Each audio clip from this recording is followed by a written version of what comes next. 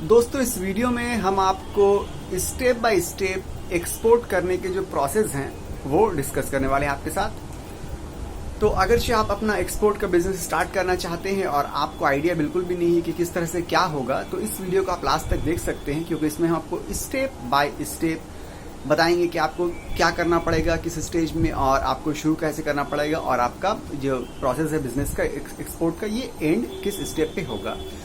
हम इस वीडियो में आपको ब्रॉडली एक्सप्लेन करेंगे, क्योंकि अगर देखा जाए तो हर स्टेप अपने आप में एक सब्जेक्ट है, एक टॉपिक है बहुत इन डेप्थ। तो यहाँ पे पूरा कंप्लीट एक्सपोर्ट का बिजनेस तो एक्सप्लेन नहीं किया जा सकता है, मगर ब्रॉडली क्लासिफाई किया जा सकता है कि ये मेजर स्टेप्स ऐसे ऐसे हैं। तो चलिए स्टार्ट करते हैं। सबसे पहले अगर दोस्तों आप एक्सपोर्ट बिजनेस स्टार्ट करना चाहते हैं तो आपके पास एक प्रोडक्ट होना चाहिए। अगर आपके पास ऑलरेडी कोई प्रोडक्ट है जिसको आप एक्सपोर्ट करना चाहते हैं तो बहुत अच्छी बात है, और अगर आपके पास कोई प्रोडक्ट नहीं है तो आपको प्रोडक्ट रिसर्च करने की ज़रूरत है कि क्या एक्सपोर्ट किया जाए, क्या एक्सपोर्ट किया जाए। ये आप जब रिसर्च कीजिएगा, प्रोडक्ट रिसर्च कीजिएगा, तो आपको दो तीन चीज़ों का ख्याल रखना है कि ऐसी चीज़ आप एक्सपोर्ट कीजिए जिसकी डिमांड फॉरेन में हो, ऐसी चीज़ आप एक्सपोर्ट कीजिए जिसको आप सोर्स इजीली कर सकते हो, रेगुलर बेसिस पे कर सकते हो, ऐसी चीज़ एक्सपोर्ट कीजिए जिसमें प्रॉफिट मार्जिन बहुत ज़्यादा हो। तो ये सब चीज़ें आप ध्यान में रखिए जब आप प्रोडक्ट रिसर्च कीजिए।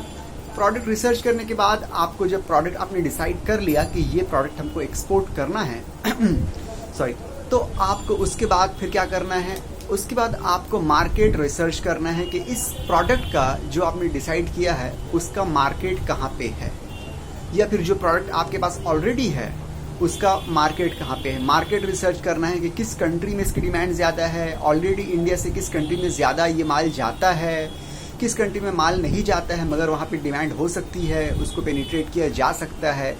ये सब चीज़ें आती हैं मार्केट रिसर्च के अंदर। मार्केट रिसर्च एक बार हो गया तो आपको उस मार्केट रिसर्च करने के बाद उस पर्टिकुलर कंट्री में या रीजन में आपको मार्केटिंग करनी है। मार्केटिंग करने के बहुत सारे तरीक़े हैं, ऑफलाइन भी आप कर सकते हैं, ऑनलाइन भी कर सकते हैं। ज़्यादातर सक्सेसफुल मार्केटिंग एक्सपोर्ट बिजनेस में अगर देखी जाए तो ऑफलाइन मार्केटिंग जो है वो ज़्यादातर इफ़ेक्टिव होती है एक्सपोर्ट बिजनेस में। ऑनलाइन मार्केटिंग इतनी ज़्यादा इफ़ेक्टिव नहीं होती एक्सपोर्ट बिजनेस में। मार्केटिंग के बहुत सारे तरीक़े हैं जिसको हम किसी और वीडियो में एक्सप्लेन करेंगे कि मार्केट आप किस किस तरह से कर सकते हैं।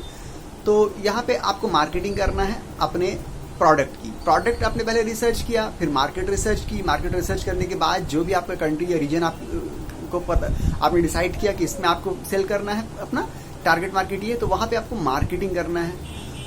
ठीक है, मार्केटिंग आपने करी। मार्केटिंग का इंटेंशन ये होता है कि टू गेट द बायर, आपको बायर को ढूंढना है, to find the buyer. Marketing क्यों करते हैं? मार्केटिंग इसीलिए करते हैं कि हमको बायर मिले।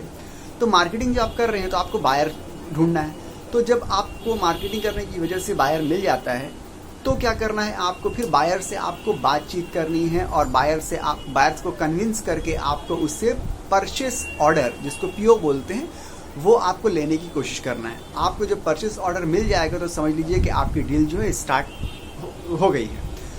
परचेस ऑर्डर आपको जैसे ही मिल जाता है, अच्छा उसके पीछे भी सब, जैसे कि पहले बोल चुके हैं कि हर टॉपिक में, हर स्टेप में यहाँ पे एक लंबा चैप्टर है।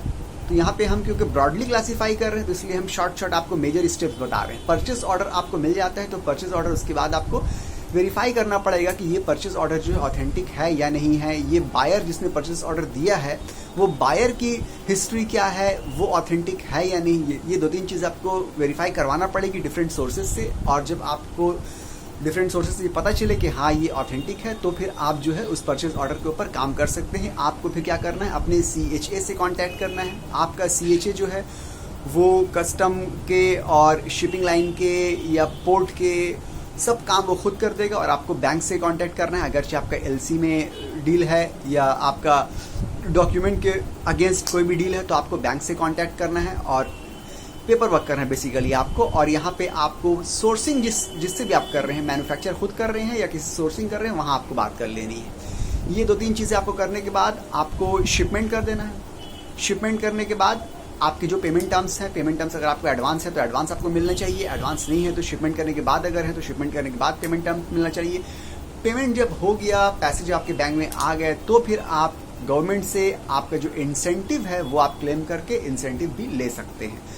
तो बेसिकली यही मेजर स्टेप्स हैं जिसके ज़रिए आप एक्सपोर्ट जो है शुरू से लेकर आखिर तक कर सकते हैं। मगर ये क्योंकि हमने बहुत ही क्विकली, बहुत ही क्या बोलते हैं उसको, स्टेप वाइज मेजर स्टेप को यहाँ पे एक्सप्लेन सिर्फ किया है, तो ये थोड़ा आपको सिर्फ ओवरव्यू मिला है यहाँ पे।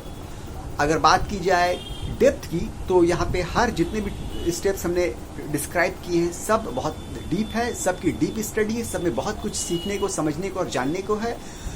तो इन अलग अलग इन स्टेप्स के ऊपर भी वीडियो हम बनाएंगे इंशाल्लाह। नेक्स्ट वीडियो में चांसेस है कि हम अलग अलग टॉपिक के भी वीडियो बनाएंगे, ठीक है। तो फिलहाल ये था मेजर स्टेप्स एक्सपोर्ट का, जिससे आप शुरू से एक्सपोर्ट एंड तक कैसे आप कर सकते हैं, ये सब आपको पता चल गया होगा, उम्मीद करते हैं। मिलते हैं अगले वीडियो में, जब तक के लिए गुड बाय।